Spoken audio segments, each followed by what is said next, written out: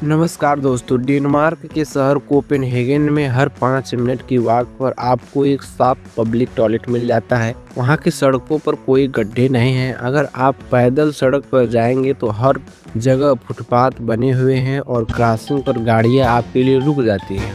पूरा शहर public park इतने साफ है कि कहीं पर भी आपको कूड़े का नॉमिनेशन देखने को नहीं मिलेगा।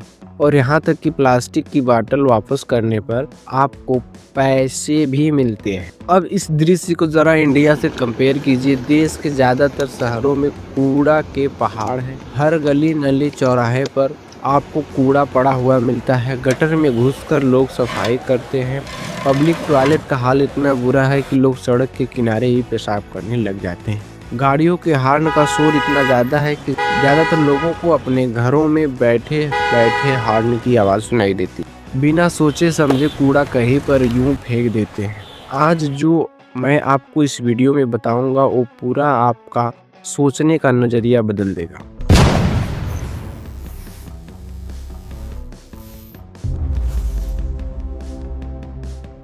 हमारे देश में जातिवाद की जड़ें गहरी हैं। जरा सोच कर देखो, जिस देश में सफाई कर्मी के साथ यह रवैया हो, जहां सफाई करने को एक शर्म की चीज की तरह देखा जाता है, उस देश में भला सफाई कैसे होगी।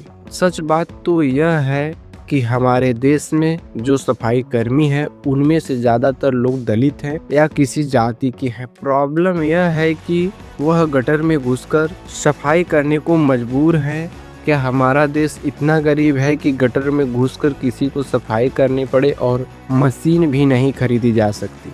बिल्कुल भी नहीं। हमारा देश इतना गरीब तो नहीं है। बस डिफरेंट यह है कि बहुत से इंडियन जब बाहर फॉरेन डेवलपमेंट कंट्रीज में जाकर सेटल होते हैं तो अपने घर की सफाई खुद करते हैं, क्योंकि सफाई करने के लिए किसी वर्कर को बुलाना बहुत महंगा होता है। लेकिन भारत में गरीबी इतनी ज़्यादा है कि बेरोजगारी इतना ज़्यादा है कि बहुत कम पैसे देकर भी अपने घर की सफाई करवा सकते हैं। जो हमारे घरों में कूड़ा इकट्ठा करने आते हैं और हम उन्हें सफाई कर्मी नहीं बल्कि कूड़े वाला कहते हैं।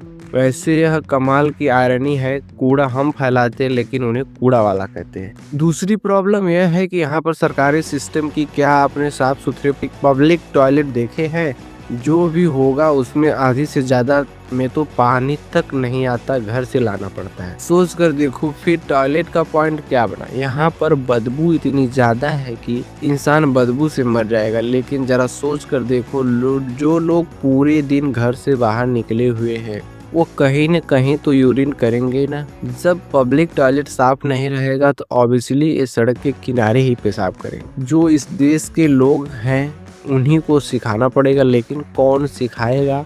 कैसे आएगी सिविक सेंस? आप या हम जबरदस्ती तो नहीं सिखा सकते, लेकिन ना हम कोई पुलिस वाले हैं ना हम जुर्माना लगा सकते। यह नया कानून सरकार ही बना सकती है, किसी पर जुर्माना लगा सकती है।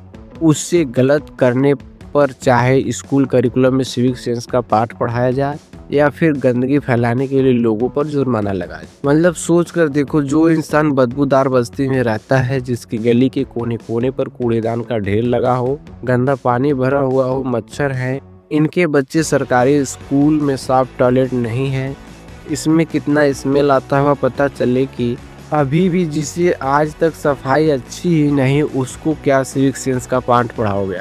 एक बार उसकी जगह पर सफाई हो तभी तो उसे कहोगे कि गंदा मत करो। पहले डस्टबिन लगाया जाए तभी तो उससे कहोगे कि कूड़ा डस्टबिन में ही डालना। पब्लिक टॉयलेट बनाया जाए जहां सफाई हो, पानी हो, तभी तो उससे कहोगे कि टॉयलेट का इस्तेमाल करना। जो अमीर लोग हैं उन्हें इन बस्तियों से क्या, वह ऊपर से सफाई की बात करते हैं लेकिन कूड़े कैसे कम किए जाएं यह सब पर बात करने को तैयार नहीं है। वह लोग अपने एक बबल के अंदर रहकर खुश हैं। करोड़ों रुपए के फ्लैट्स खरीद लेंगे, अपार्टमेंट के अंदर स्विमिंग पूल होगा, लॉन टेनिस ग्राउंड, जिम, सब कुछ होगा, लेकिन उसके आसपास की जो बस्तियां हैं वहां पर गंदगी से भरी हुई होगी, कूड़े के पहाड़ होंगे।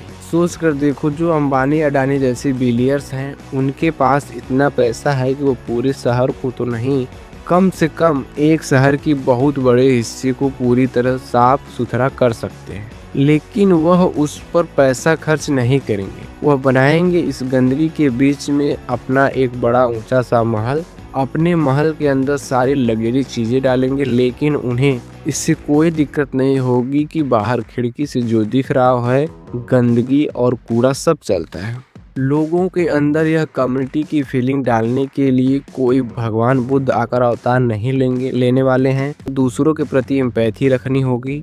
आपको यह सोचना होगा कि मेरा गंदा किया हुआ किसी और को साफ करना पड़ेगा, इसलिए मैं गंदा ना कर। और यह चीज घर से बाहर निकलने के बाद तो बाद में सोचेंगे। यह माइंडसेट आपका घर के अंदर भी होना चाहिए। जहाँ जहाँ आप गंदगी फैलाते हो, घर के अंदर बिखरा हुआ सामान, जूठे बर्तन, बाथरूम में जमा हुआ कैल्शियम, खुद इसकी जिम्मेदारी उठाओ और सोचो इसके बारे में। रेस्टोरेंट में खाना खाने के बाद अपने हाथों से ही बर्तन को टेबल के एक कोने पर इकट्ठा कर दो, जिससे कि वेटर के लिए आसानी हो उन्हें ले जाने में। लेकिन अक्सर ऐसे वीडियो पर लोग कमेंट करते हैं कि यह वीडियो जिन लोगों को देखनी चाहिए वह इसे देख नहीं रहे हैं।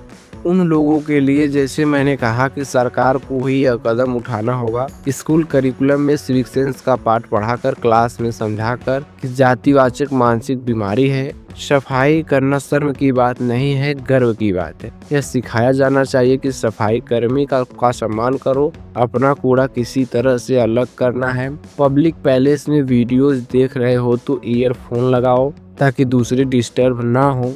यह सब क्लास में पढ़ाना होगा। दूसरी बात, पूरा सिस्टम बनाना होगा और इसे फाइनली उस सिस्टम को मेंटेन करने के लिए रूल्स बनाने होंगे। 2-3 लोग हमेशा देश में होते हैं, डेवलप्ड देश में भी होते हैं, लेकिन फ़र्क यह है कि वहाँ पर सिस्टम ऐसा बना हुआ है कि उन लोगों को सज़ा मिली और बाकी सब लोगों के लिए कोई डिस्टरबेंस ना हो। यहाँ पर कोई बहुत कड़ी सज़ा देने की ज़रूरत नहीं है, बल्कि सज़ा मिलने की संभावना बहुत ज़्यादा करने की ज़रूरत। भले ही आप सिर्फ 100-200 का फाइन रखो या फिर 1 दिन की जेल रखो, ऐसा करने से सिविक सेंस की आदत अपने आप आ जाएगी। धीरे धीरे लोगों के अंदर दूसरों के लिए कंसर्न भी होगा और कम्युनिटी की फीलिंग भी आएगी। सिविक सेंस लाने के लिए एक्चुअली एक और कारण भी है कि वहाँ जातिवाद नहीं है। कोई गरीब इंसान को सफाई कर्मी हो, होटल में हाउसकीपिंग स्टाफ हो, उस इंसान की नज़र निगाह से देखा जाता है। वहाँ सफाई के काम को इज्जत दी जाती है। इंडिया में अभी लोग कूड़े को सूखे कूड़े और गीले कूड़े को ही अलग करने में बड़े कंफ्यूज हैं, लेकिन डेनमार्क में 10 अलग अलग कैटेगरी में सॉर्ट किया जाता है। कूड़े को ग्लास के लिए अलग डस्टबिन, मेटल के लिए अलग डस्टबिन, अलग कार्डबोर्ड लगे। लोग किसी का इंतजार नहीं करते कि कोई कूड़ा वाला आएगा और मेरे कूड़े को 10 अलग अलग तरीके से स्टार्ट करेगा। नहीं, लोग अपने घर पर ही 10 अलग अलग तरीके से कूड़े को सॉर्ट करने के लिए डस्टबिन लगाते हैं। अगर यह चीज़ इंडिया में भी होती तो हमारा देश साफ सुथरा होता। इंडिया में प्लास्टिक की समस्या इतनी बड़ी है कि चाहे वो लद्दाख के पांगोंग लेक हो या चंडीगढ़ की सुखाना लेक, चाहे केरल हो या मणिपुर, प्लास्टिक वेस्ट की समस्या सब जगह देखी गई है। लेकिन यह समस्या आपको ज़्यादातर यूरोपियन देशों में नहीं मिली, क्योंकि डेनमार्क और जर्मनी जैसे देशों में प्लास्टिक बॉटल्स के लिए एक पेट सिस्टम बनाया गया है। आपको वेडिंग मशीन देखी होगी, जहां आप मशीन में बोतल पैसे डालते हो और बोतल निकलती है। यहाँ पर रिवर्स वेडिंग मशीन लगी होती है, जहां आप खाली बोतल डालोगे और बदले में आपको कुछ पैसे मिलते हैं। एक्चुअली में जब आप कुछ प्लास्टिक की बोतल खरीदते हो तो आपको कुछ एक्स्ट्रा पैसे देने पड़ते हैं, जो एक डिपॉजिट की तरह होते हैं। बाद में जब आप खाली बोतल लाकर वापस लौटाते हो इन रिवर्स वेडिंग मशीन में, तब आपको पैसे अपना डिपॉजिट वापस मिल जाता है। यह पूरा सिस्टम जुर्माना आधारित नहीं है, बल्कि इनाम आधारित है। इससे हर कोई मोटिवेट होता है कि वह प्लास्टिक की बोतल कहीं भी फेंकेगा नहीं, क्योंकि उनमें पैसे हैं, उन्हें वापस लौटाने पर पैसे मिलेंगे। डेनमार्क में CO2 एमिशन को कट डाउन करने के लिए वहां सड़कों के किनारे पेड़ लगाए जाते हैं, जिससे छांव मिले और टेम्परेचर कंट्रोल रखा जा सके। ज्यादातर डेवलपमेंट देशों में कोई भी पैदल यात्री सड़क पार करने निकलता है तो गाड़ियों को उनके सामने रुकना ही होगा, चाहे कोई ट्रैफिक लाइट हो या इसके अलावा कोई भी हॉर्न नहीं बजाएगा। इनफैक्ट यह हारन वाली चीज़ इतनी इंटरेस्टिंग है कि इंडिया दुनिया का one of the only countries है जहां लोग हर हाल में हमेशा हारन बजाते रहते हैं। बेवजह दूसरे देशों में हार्न बजाना इतना रियल है कि आपको महीने में मुश्किल से 1-2 बार कभी हार्न की आवाज़ सुनाई देगी। इससे सड़कों पर बहुत शांति रहती है। इंडिया में हर नॉर्मली देखते हैं कि किसी इलाके में विकास करने के लिए रेजिडेंशियल एरियाज के लिए वहाँ प्रकृति पूरी तरीके से हटा दिया जाता है और फिर बिल्डिंग बनाकर उसके बीच ग्रास लॉन वाले पार्ट्स बनाए जाते हैं। लेकिन डेनमार्क में हम क्लाइमेट पास देखने को मिलते हैं जहाँ नेचर को उनके नेचुरल फॉर्म में रहने दिया जाता है। यहाँ सारी चीजें एक तरीके से हॉलिस्ट सॉल्यूशन का काम करते हैं, जिनके बारे में लोग तभी सोचते हैं जब लोगों के अंदर एम्पैथी होती है, अपनी कंट्री को लेकर, अपने आसपास के लोगों को लेकर, और यहाँ एक तरीके से पॉजिटिव फीडबैक लूप बन जाता है। जहाँ सफाई होती है, एनवायरनमेंट अच्छा है, साफ हुआ है, क्लाइमेट चेंज को रोकने की कोशिश की जा रही है, तो अपने आप लोगों के अंदर कमेटी की फीलिंग और भी ज़्यादा बढ़ती है। थैंक्स फॉर वॉचिंग, मिलते हैं नेक्स्ट वीडियो।